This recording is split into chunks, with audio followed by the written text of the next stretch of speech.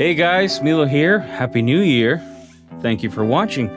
Today's going to be an interesting video. Actually, I've been wanting to do this for a minute, and then I figured I might as well just document it since I'm not really sure if what I'm doing is the right thing. But anyway, this is my Baraja Strat, right? This is the only guitar of his that I have that doesn't have a Wilkinson bridge, right? So let me show you. I think on all my other Barajas guitars, except my Telecaster, I've got this type of bridge, right? And this, let me just show you that. This type of bridge, I really love, you know? The feel of it, just the type of bar, everything about it, I really like. And then the only thing with that bridge is it's a 2-screw bridge or 2-anchor, however you call it. And then when we made this Strat, we kind of wanted to go with a vintage kind of like 6-screw situation. And so I think he suggested the BladeRunner. And I watched some videos, and everybody that I saw online seemed to be really happy with it, right? And I'm happy with it. I mean, I don't think it's a bad bridge at all. I think I'm just really used to the feel of that.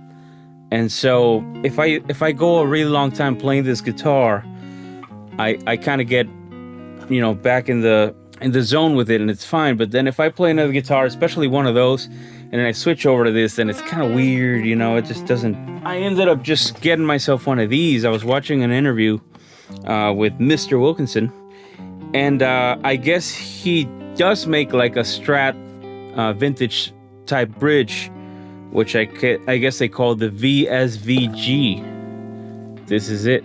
So, long story short, what I basically want to try on this video is to see how it sounds. More, you know, how it feels, but also how it sounds. I kind of want to just get an idea for the sustain and everything. And so what I'm going to do is I'm going to record some videos with this guitar, just kind of like before. Probably doing some open chords just to get an idea of the sound and the sustain of it. And then I'll swap out the bridge. I'm going to try my best to keep the same strings, because these are actually some pretty dead sounding strings, and I really like them. And if I had to put a new set of strings on a new bridge, it would totally sound different. So I'll try to keep these strings with that bridge, and then we'll see how it works. So anyway, let me know your comments. I'm very curious to know what you think. It could end up being that I switch back to this one, or I keep that one on. We'll see. So let's go for it.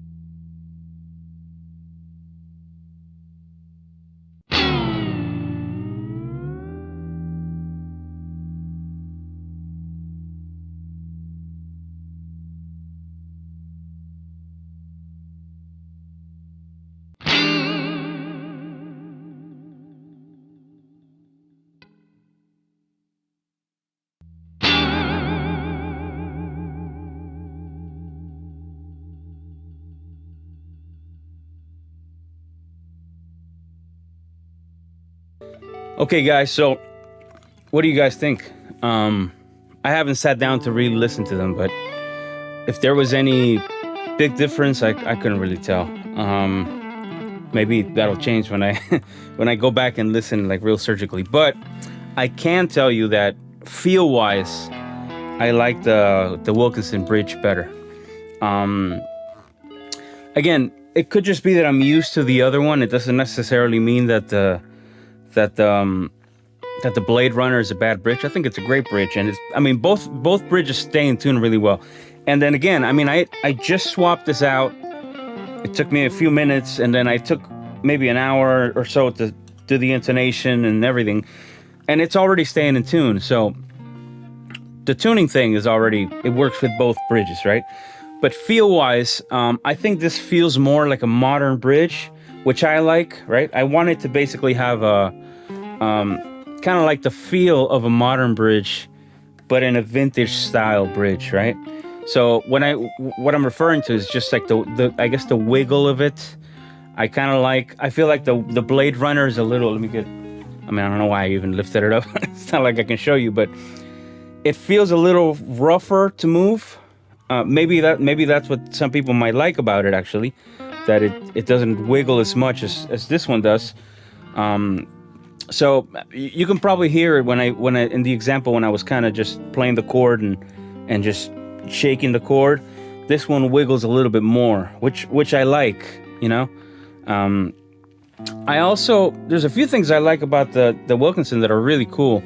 For example, the whole mechanism of it, where the little screws don't come out like your regular strat bridge, you know, which I always thought was annoying because you're playing and these things are kind of scraping against your hand. So the way this one was designed, they don't stick out at all. So it's very comfortable. And I also like the way he locks the kind of the saddles into place so that they don't slide out or whatever when you're swapping strings. And it's got this really cool thing in the back where you can lock the whammy bar.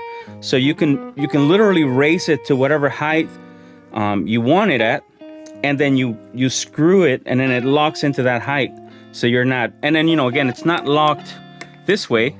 See, as you can tell, I have it a little too low. I'm gonna raise it, but I can raise it a bit more and lock it, and it'll still move this way, but it's just not gonna go up or down, which is really convenient. Because if one of the things about the BladeRunner is I felt like the bar was a little too low, and I would have to play the chord and then kind of move my hand downwards to grab the bar, which again, that can be fixed bending the bar, which I've done before. You take a 2x4 or something. This is how I've done it in the past. I take a 2x4, just drill a hole in it big enough for the bar, and stick the bar and just bend it, you know?